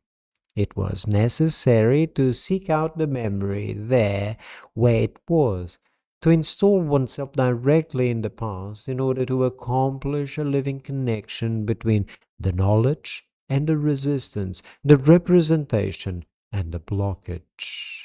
We are not, therefore, healed by simple anamnesis any more than we are made ill by amnesia. Here, as elsewhere, becoming conscious counts for little. The more theatrical and dramatic operation by which healing takes place, or does not take place, has a name: transference. Now, transference is still repetition. Above all, it is repetition. If repetition makes us ill, it also heals us. If it enchains and destroys us, it also frees us, testifying in both cases to its demonic power. All cure is a voyage to the bottom of repetition. There is indeed something analogous to scientific experimentation in transference, since the patient is supposed to repeat the whole of his disturbance in privileged, artificial conditions, taking the person of the analyst as object. In transference, however, repetition does not so much serve to identify events, persons, and passions as to authenticate the roles and select the masks. Transference is not an experiment, but a principle which grounds the entire analytic experience. The roles themselves are by nature erotic, but the verification of these roles appeals to the highest principle and the most profound judge, the death instinct. In effect, reflection on transference was a determinate motive behind the discovery of a beyond. In this sense, repetition constitutes by itself the selective game of our illness and our health, of our loss and our salvation. How can this game be related to the death instinct? No doubt, in a sense close to that in which Miller, in his wonderful book on Rimbaud, says, "I realized that I was free, that the death I had gone through had liberated me." It seems that the idea of a death instinct must be understood in terms of three paradoxical and complementary requirements: to give repetition an original, positive principle, but also an autonomous disguising power, and finally, to give it an immanent meaning in which terror is closely mingled with the movement of selection and freedom. Our problem concerns the essence of repetition. It is a question of knowing why repetition cannot be explained by the form of identity in concepts or representations. In what sense it demands a superior positive principle. This inquiry must embrace all the concepts of nature and freedom. Consider, on the border between these two cases, the repetition of a decorative motif. A figure is reproduced while the concept remains absolutely identical. However, this is not how artists proceed in reality. They do not juxtapose instances of the figure, but rather, each time, combine an element of one instance with another element of a following instance. They introduce a disequilibrium into the dynamic process of construction, an instability, dissymmetry, or gap of some kind, which disappears only in the overall effect. Commenting on such a case, Lévi-Strauss writes, "These elements interlock with each other through dislocation, and it is only at the end that the pattern achieves a stability which both confirms and belies the dynamic process according to which it has been carried out." These remarks stand for the notion of causality in general, for it is not the elements of symmetry present which matter for artistic or natural causality, but those which are missing and are not in the cause. What matters is the possibility of the cause having less symmetry than the effect. Moreover, causality would remain eternally conjectural, a simple logical category, if that possibility were not at some moment or other effectively fulfilled. For this reason, the logical relation of causality is inseparable from a physical process of signaling, without which it would not be translated into action. By signal, we mean a system with orders of disparate size, endowed with elements of this symmetry. By sign, we mean what happens within such a system, what flashes across the intervals when a communication takes place between disparates. The sign is indeed an effect, but an effect with two aspects. In one of these, it expresses, qua sign, the productive dissymmetry. In the other, it tends to cancel it. The sign is not entirely of the order of the symbol. Nevertheless, it makes way for it by implying an internal difference, while leaving the conditions of its reproduction still external. The negative expression lack of symmetry should not mislead us. It indicates the origin and positivity of the causal process. It is positivity itself. For us, as the example of the decorative motif suggests, it is essential to break down the notion of causality in order to distinguish two types of repetition. One which concerns only the overall abstract effect, and the other which concerns the acting cause. One is a static repetition, the other is dynamic. One results from the whir, but the other is like the evolution of a bodily movement. One refers back to a single concept, which leaves only an external difference between the ordinary instances of a figure. The other is the repetition of an internal difference, which it incorporates in each of its moments and carries from one distinctive point to another. One could try to assimilate these two repetitions by saying that the difference between the first and the second is only a matter of change in the content of the concept, or of the figure being articulated differently. But this would be to fail to recognize the respective order of each repetition. For in the dynamic order, there is no representative concept, nor any figure represented in a pre-existing space. There is an idea and a pure dynamism which creates a corresponding space. Studies on rhythm and symmetry confirm this duality.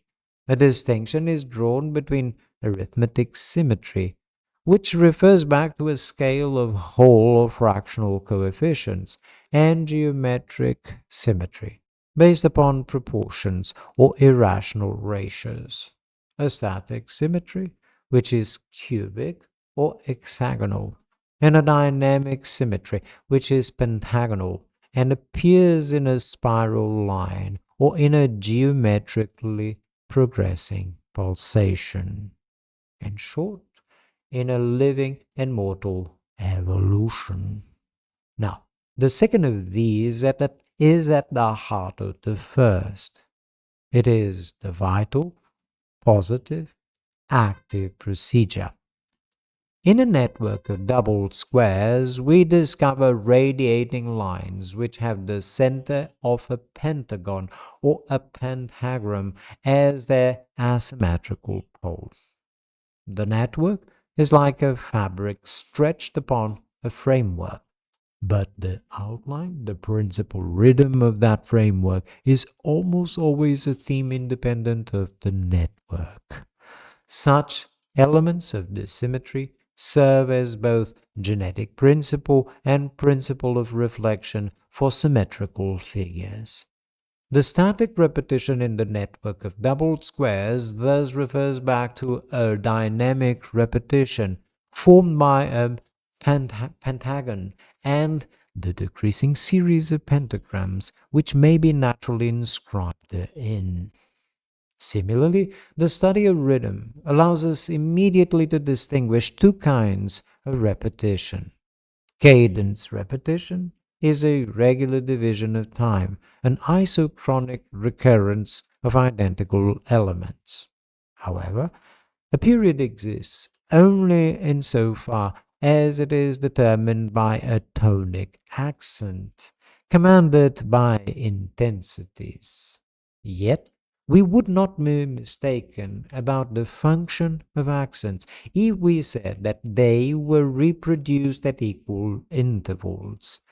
On the contrary, tonic and intensive values act by creating inequalities or incommensurabilities between metrically equivalent periods or spaces.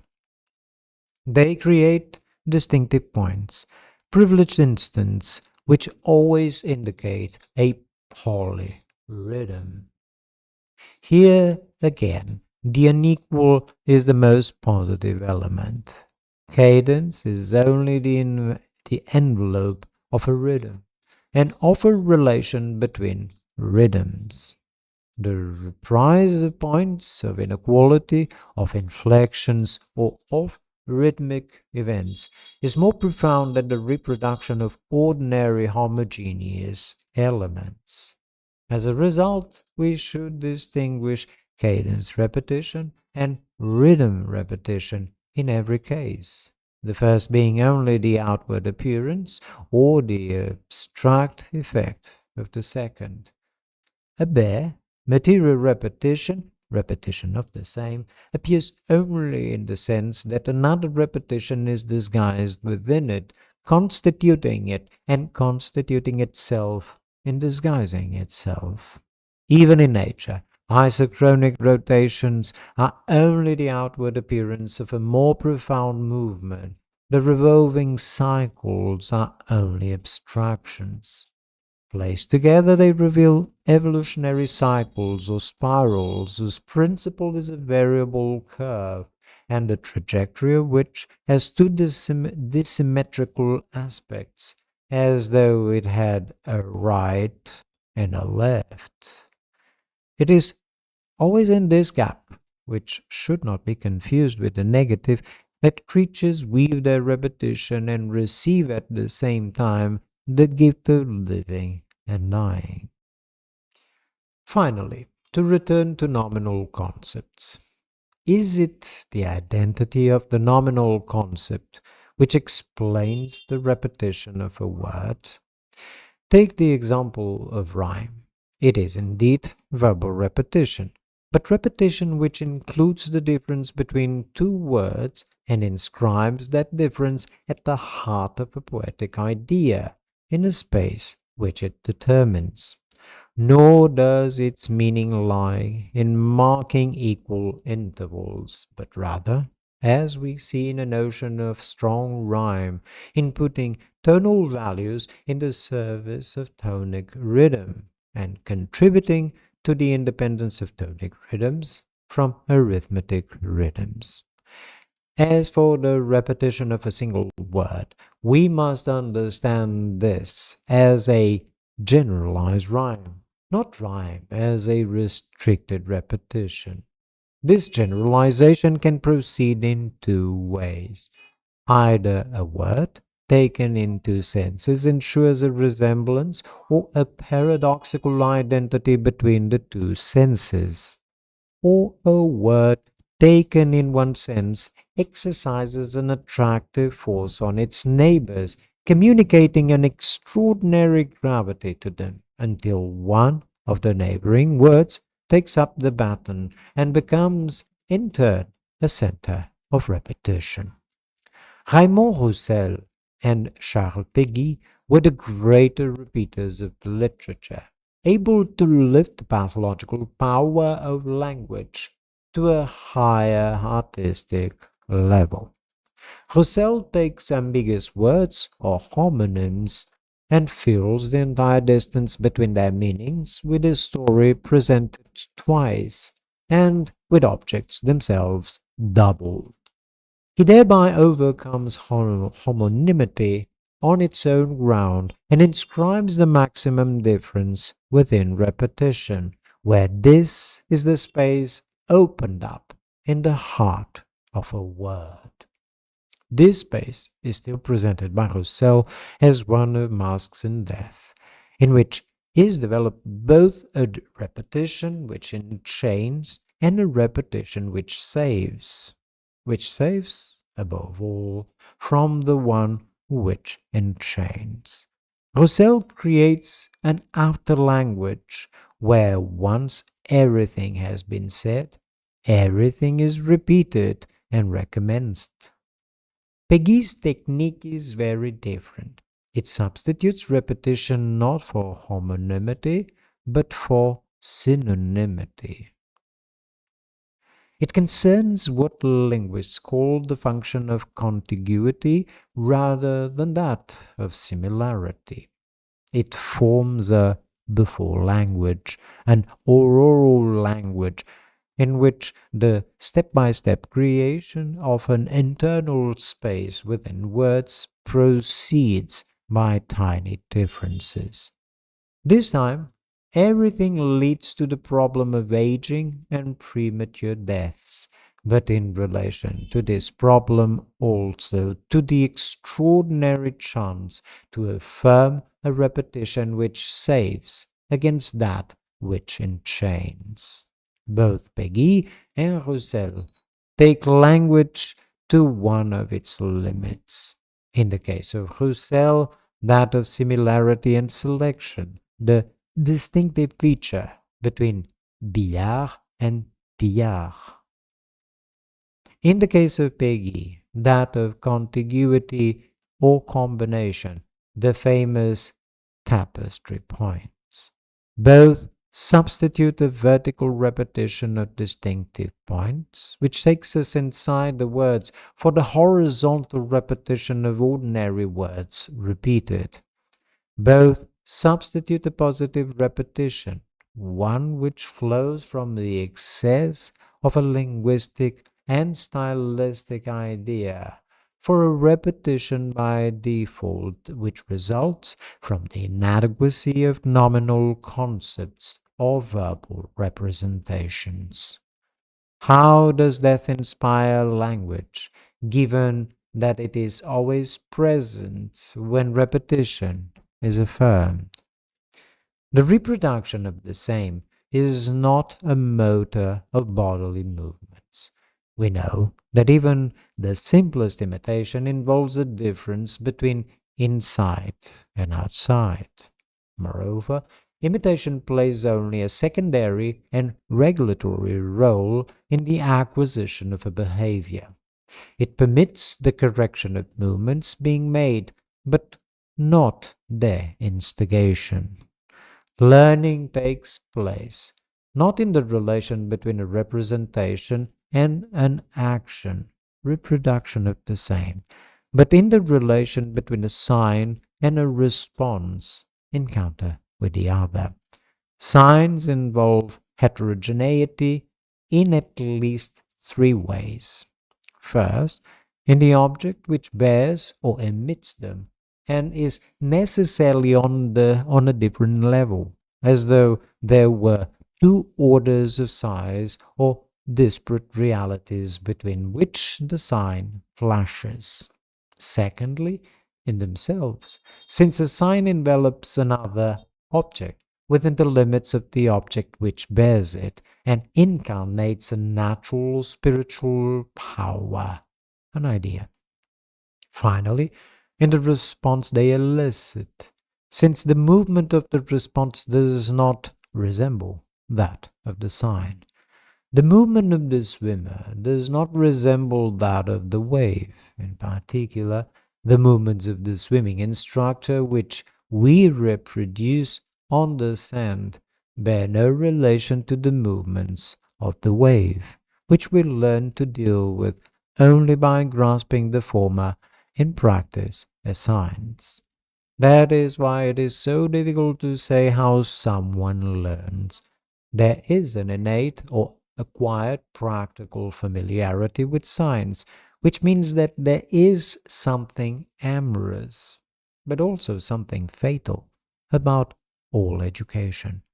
We learn nothing from those who say, "Do as I do."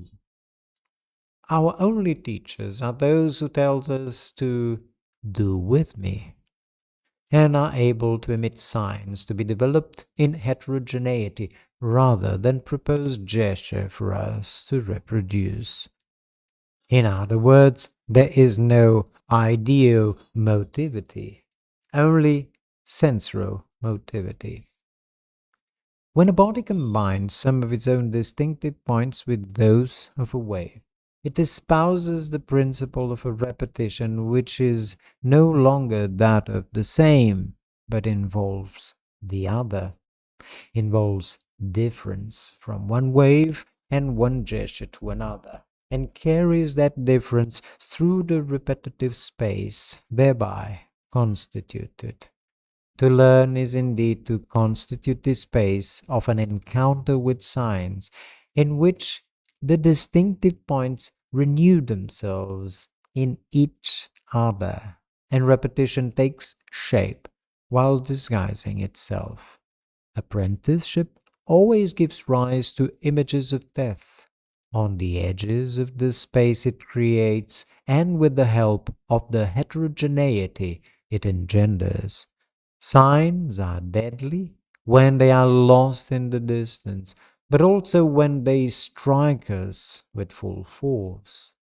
Oedipus receives a sign once from too far away, once from too close, and between the two a terrible repetition of the crime is woven.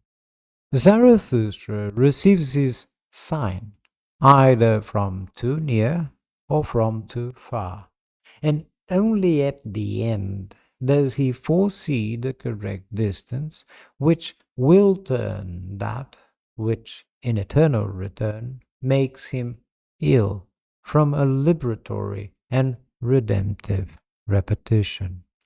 Signs are the true elements of theatre. They testify to the spiritual and natural powers which act beneath the words, gestures, characters, and objects represented.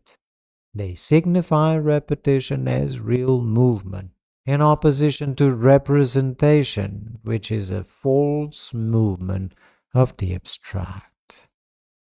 We are right to speak of repetition when we find ourselves confronted by identical elements with exactly the same concept.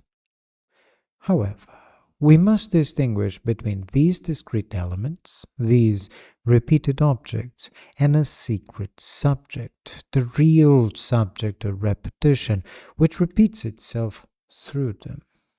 Repetition must be understood in the pronominal. We must find the self of repetition, the singularity within that which repeats. For there is no repetition without a repeater, nothing repeated without a repetitious soul. As a result, rather than the repeated and the repeater, the object and the subject, we must distinguish two forms of repetition. In every case, repetition is different without a concept. But in one case, the difference is taken to be only external to the concept. It is a difference between objects represented by the same concept falling into the indifference of space and time. In the other case, the difference is internal to the idea. It unfolds as pure movement, creative of a dynamic space and time which correspond to the idea. The first repetition is repetition of the same, explained by the identity of the concept or representation. The second includes difference, and includes itself in the alterity of the idea, in the heterogeneity of an a presentation. One is negative, occurring by default in the concept. The other, affirmative, occurring by excess in the idea. One is conjectural, the other categorical. One is static, the other dynamic. One is repetition in the effect, the other in the cause. One is extensive, the other intensive. One is ordinary, the other distinctive and singular. One is horizontal, the other vertical. One is developed and explicated, the other enveloped and in need of interpretation. One is revolving, the other evolving. One involves equality, commensurability, and symmetry. The other is grounded in inequality, incommensurability, and dissymmetry. One is material, the other spiritual, even in nature and in the earth. One is inanimate, the other carries the secret of our deaths and our lives, of our enchainments and our liberations, the demonic and the divine. One is a bare repetition, the other is a covered repetition, which forms itself in covering itself, in masking and disguising itself. One concerns accuracy, the other has authenticity as its criterion.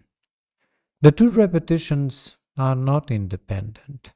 One is the singular subject, the interiority and the heart of the other, the depths of the other. The other is only the external envelope, the abstract effect. The repetition of the symmetry is hidden within symmetrical ensembles or effects. A repetition of distinctive points underneath that of ordinary points, and everywhere the other in the repetition of the same. This is the secret, the most profound repetition. It alone provides the principle of the other one, the reason for the blockage of concepts.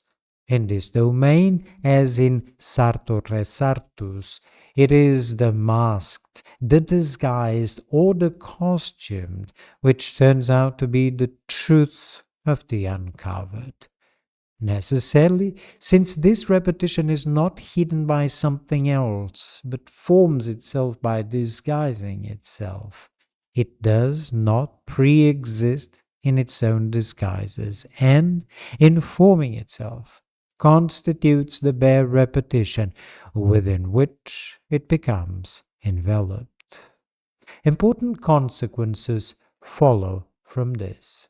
When we are confronted by a repetition which proceeds masked or comprises displacements, quickenings, slowdowns, variants, or differences which are ultimately capable of leading us far away from the point of departure, we tend to see a mixed state in which repetition is not pure, but only approximative.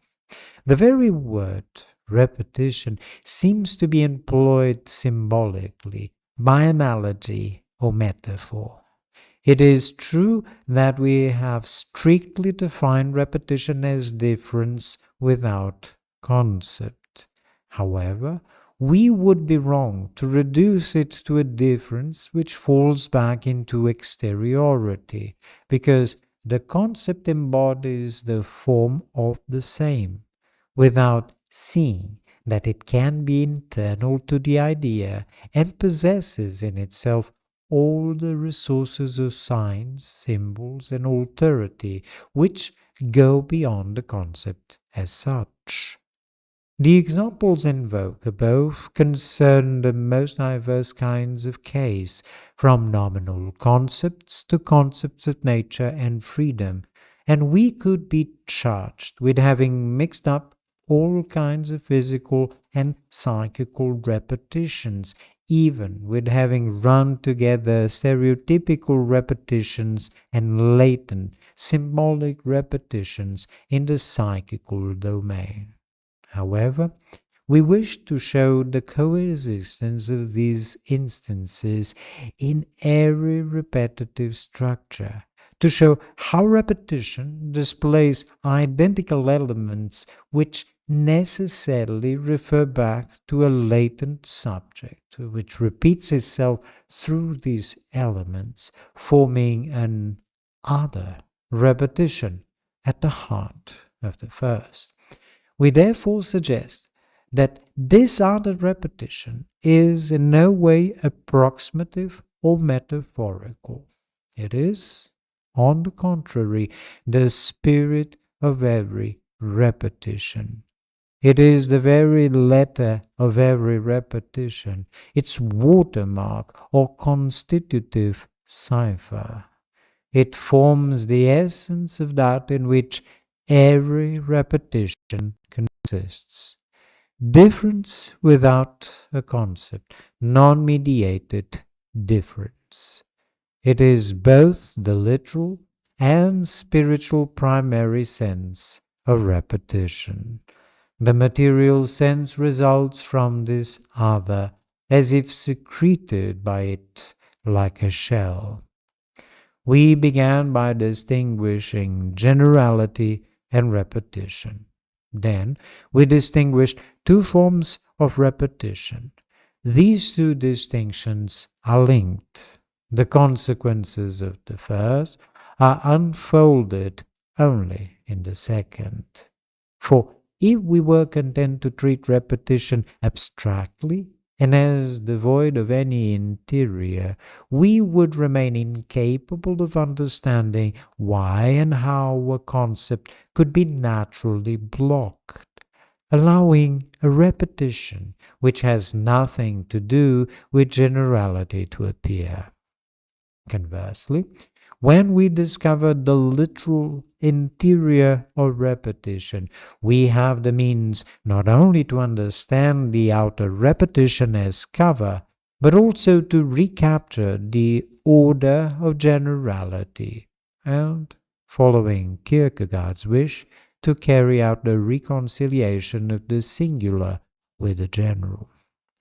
For to the extent that the internal repetition projects itself through a bare repetition which covers it, the differences that it includes appear to be so many factors which oppose repetition, which attenuate it and vary it according to general laws. Beneath the general operation of laws, however, there always remains the play of singularities. Cyclical generalities in nature are the masks of a singularity which appears through their interferences.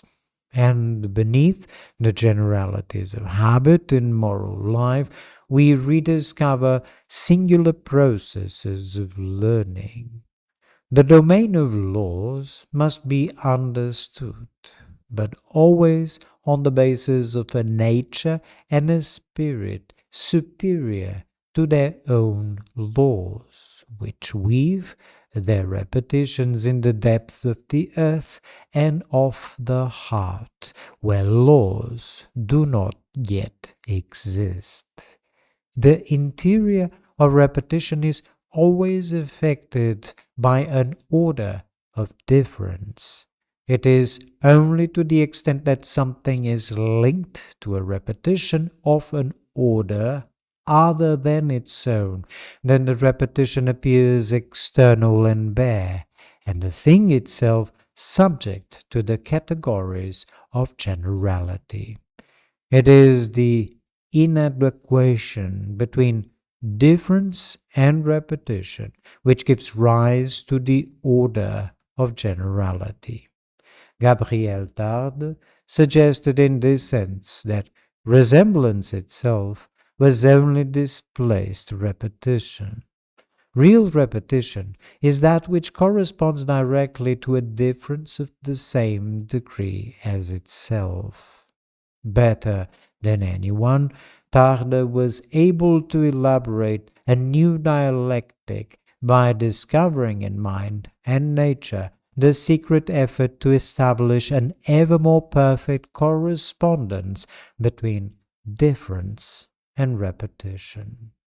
So long as we take difference to be conceptual difference, intrinsically conceptual, and repetition to be an extrinsic difference between objects represented by the same concept, it appears that the problem of their relation may be resolved by the facts. Are there repetitions? Yes or no? Or is every difference indeed intrinsic and conceptual in the last instance?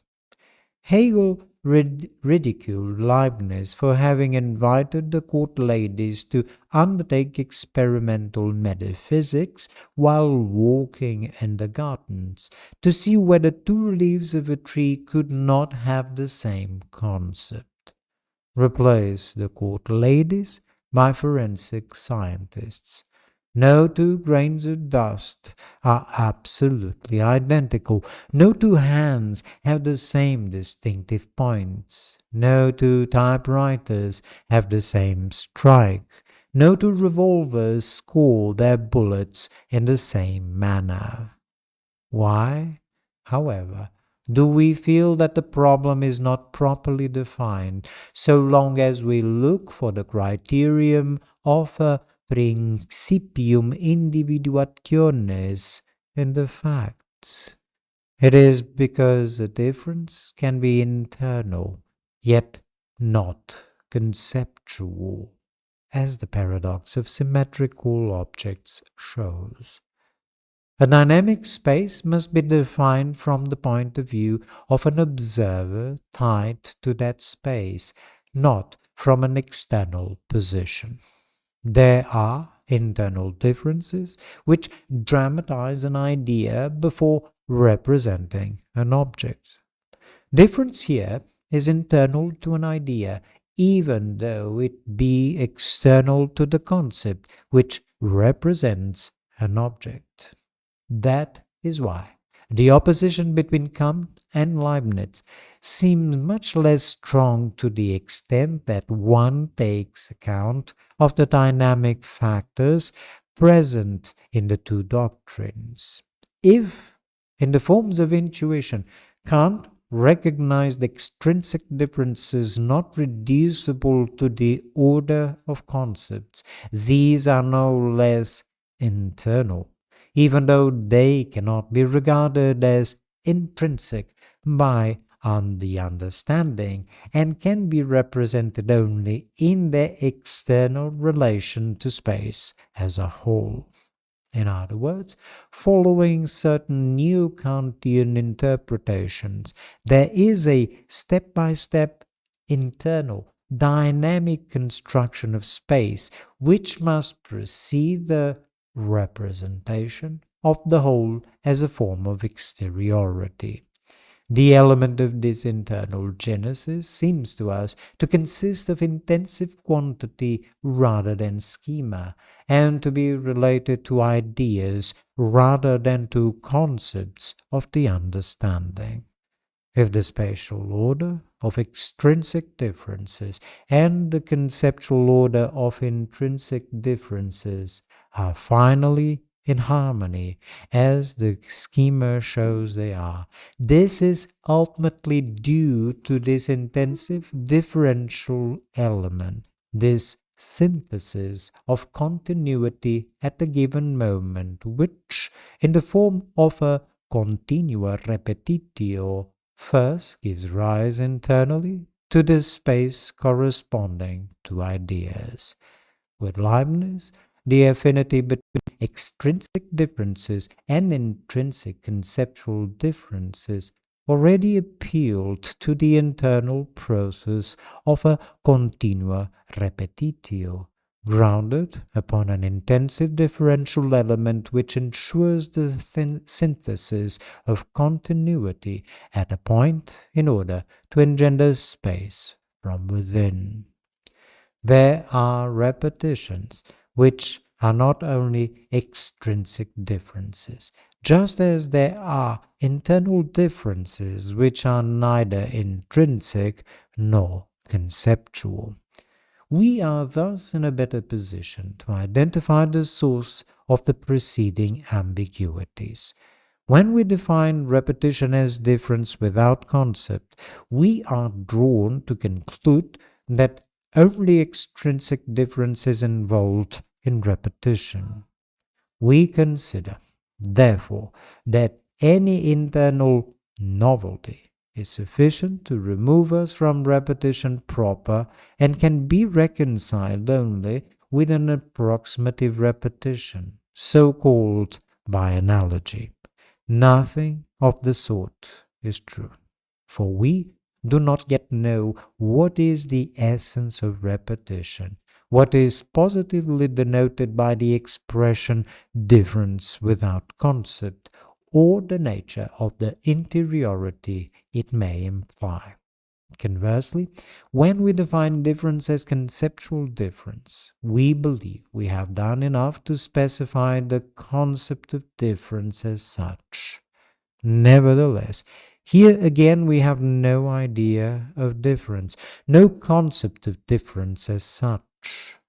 Perhaps the mistake of philosophy of difference, from Aristotle to Hegel via Leibniz, lay in confusing the concept of difference with a merely conceptual difference, in remaining content to inscribe difference in the concept in general. In reality, so long as we inscribe difference in the concept in general, we have no singular idea of difference. We remain only with a difference already mediated by representation. We therefore find ourselves confronted by two questions. What is the concept of difference? One which is not reducible to simple conceptual difference, but demands its own idea, its own singularity at the level of ideas. On the other hand, what is the essence of repetition? One which is not reducible to difference without concept, and cannot be confused with the apparent character of objects represented by the same concept, but bears witness to singularity as a power of ideas. The meeting between these two notions, difference and repetition, can no longer be assumed. It must come about as a result of interferences and intersections between these two lines. One concerning the essence of repetition, the other the idea of difference.